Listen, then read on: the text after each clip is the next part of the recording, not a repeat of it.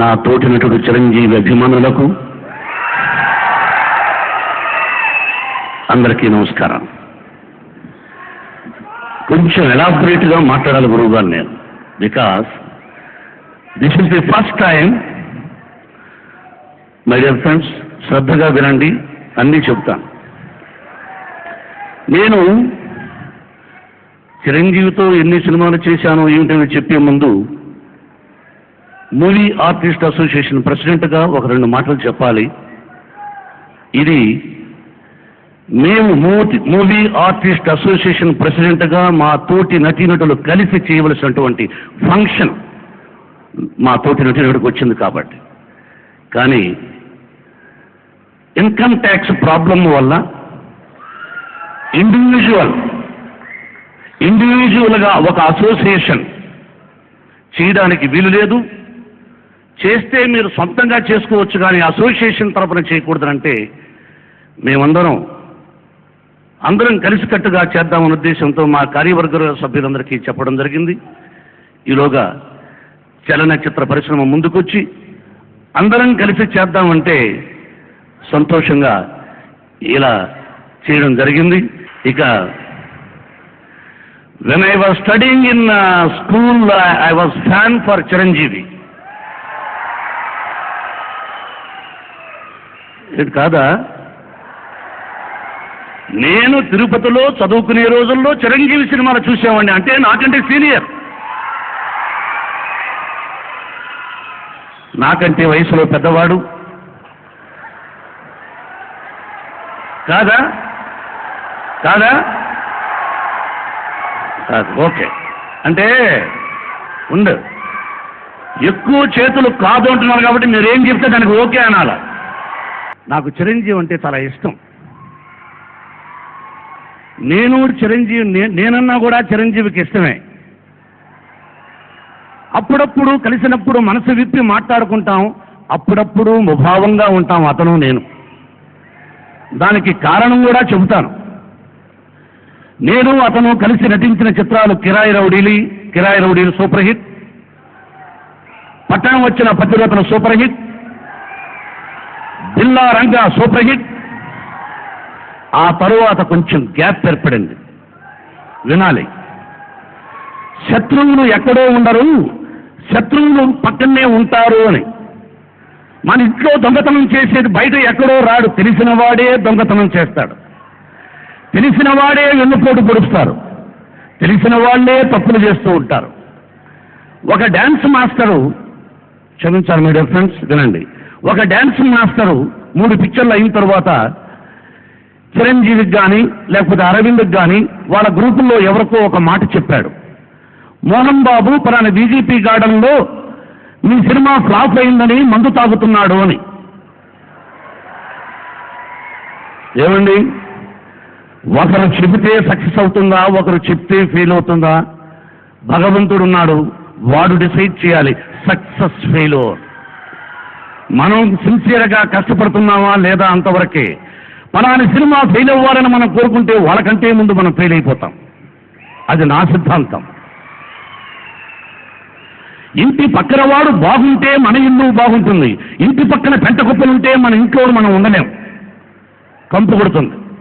కాబట్టి మనతో పాటు పక్కనున్న వాళ్ళు కూడా బ్రహ్మాండంగా ఉండాలి అని కోరుకునే స్వభావం కలిగిన వాడిని ఇది నేర్పించింది నా గురువు దాసరి నారాయణరావు గారు.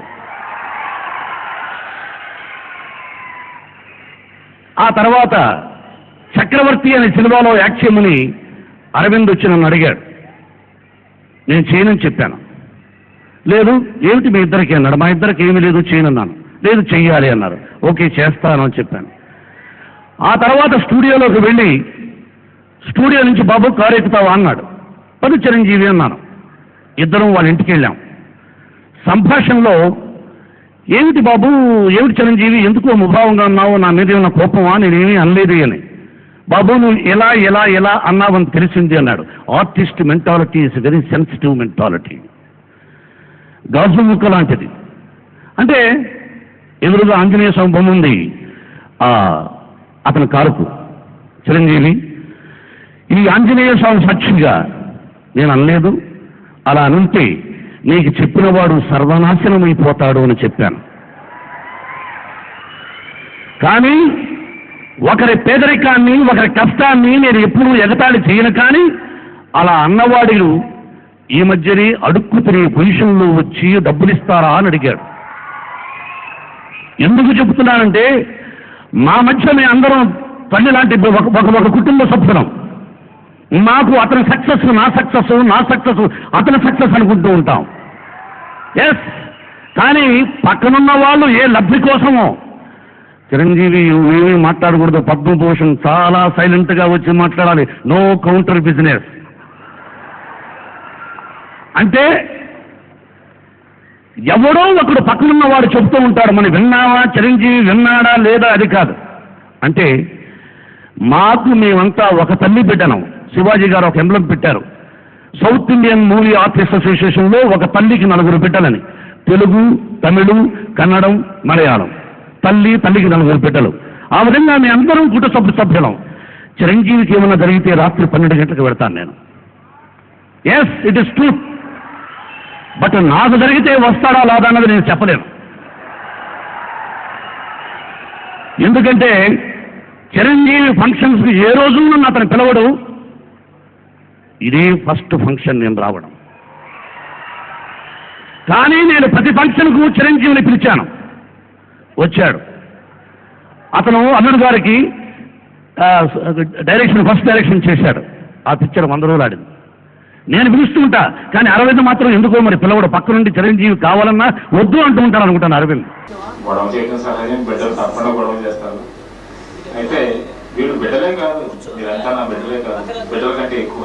కారణం ఏంటంటే బిడ్డలు కూడా అభిమానించవచ్చు, లేదా మీ అంతా అభిమానించవచ్చు, మీకంటే అభిమానించడం అసాధ్యమైన విషయం.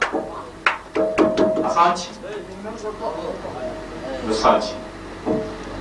ఎక్కువగా మీకంటే ఎక్కువగా వాళ్ళు నన్ను అభిమానిస్తానని చెప్పండి, నన్ను నేను మోసం చేసుకున్నాను. వాళ్ళకంటే ఇంకో రకంగా మీరు ఎందుకు ఎక్కువ అంటున్నారంటే నా బిడ్డల కంటే కూడా వాళ్ళు నా ఆస్తిలో, నా సంపాదనలో వాటాలు అడుగుతారు. మీరు ఏ వాటా అడగట్లేదు, తీసి ఖర్చు పెట్టుకుంటున్నారు.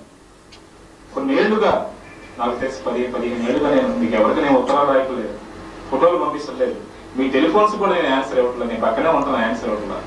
దాని అందరికీ ఒక కారణం, నేను ఆన్సర్ ఇస్తే ఒకసారి మీ టెలిఫోన్ నేను ఆన్సర్ ఇస్తే మీరు 100 టెలిఫోన్ చేస్తారు, 100 ఖర్చు పెడతారు.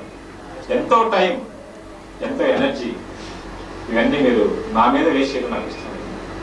మీ అభిమానానికి డెఫినెట్ గా నేను రెసిప్రొకేట్, అంతర్లీనంగా నేను రెసిప్రొకేట్ చేస్తాను. అందువల్ల మీరందరూ ఆ విషయంలో నన్ను మీ కాలం కానీ మీ ఎనర్జీ కానీ ఏ విధంగా ఉద్ధాపరచడం నా మూలంగా నాకు ఇష్టం లేదు. అందుకే ఎంతో కాలంగా నేను ఎప్పుడు ఏ విధమైన ఎంకరేజ్మెంట్ నేను మీకు ఇవ్వాల, అయినా కూడా మీరు ఎంత అభిమానంగా నన్ను చూస్తున్నారంటే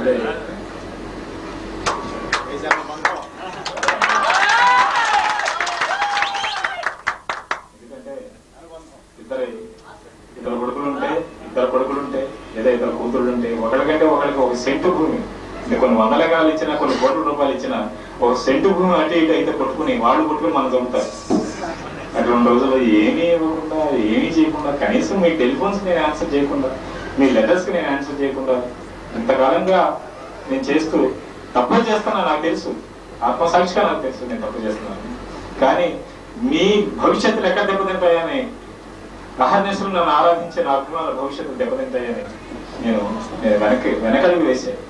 అది మీ అందరికీ, మీరు అందరికి తెలుసో తెలియదే కానీ నన్ను మన్నించండి. సభాముఖంగా నేను కోరేది ఏమంటే నన్ను మన్నించండి, ఇది ఇట్లాగే సాగనివ్వండి. మీ అభిమానం మాత్రం నా హృదయంలో దాచుకుంటాను. పోతే మీరంతా నన్ను అభినందించారు, మిత్రులు అభినందించారు. ఎందుకంటే ఏం చెప్పాలి నాకు అవసరం లేదు. మళ్ళీ మంచి పిక్చర్లో యాక్ట్ చేయమంటున్నాను, చేస్తాను. నా అదృష్టం మనం లెక్కేసాం. కొంతమంది కలిసి కొన్ని ఎన్ని మంచి చిత్రాలు ఉన్నాయో ఒకసారి లెక్కేయండి. నేను లేకుండా అడిగాను, లిస్ట్ అవుట్ చేశాను. దాదాపు మనం 200 పిక్చర్లు యాక్ట్ చేసాము.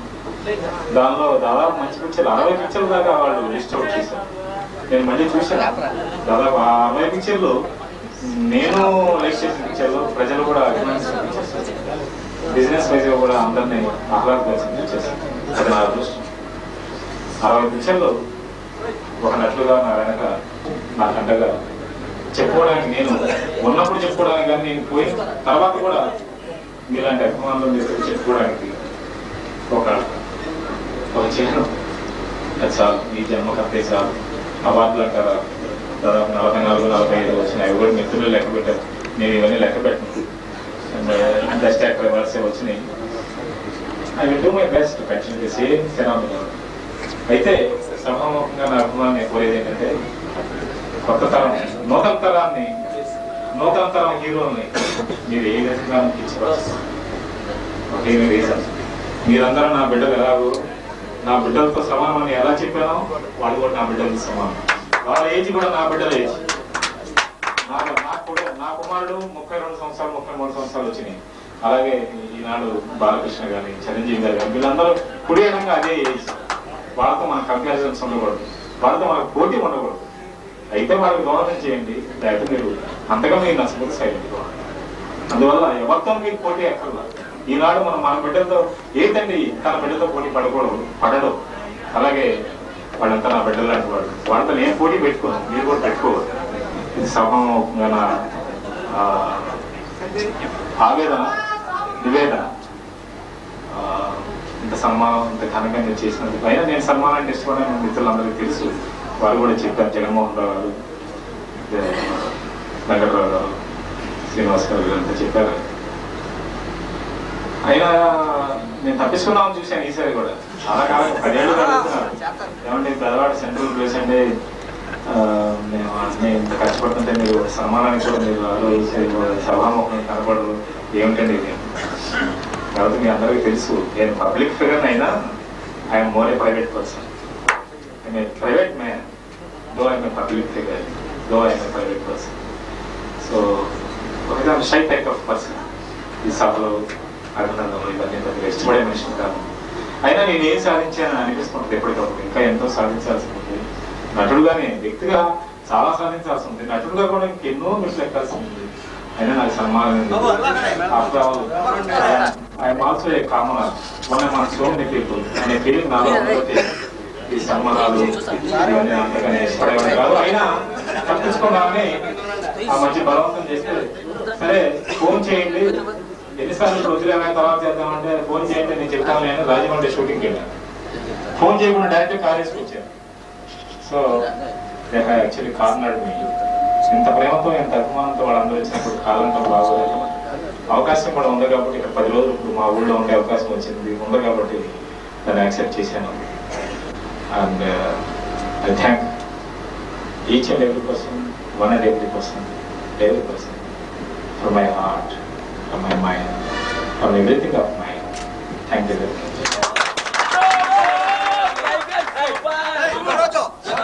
much.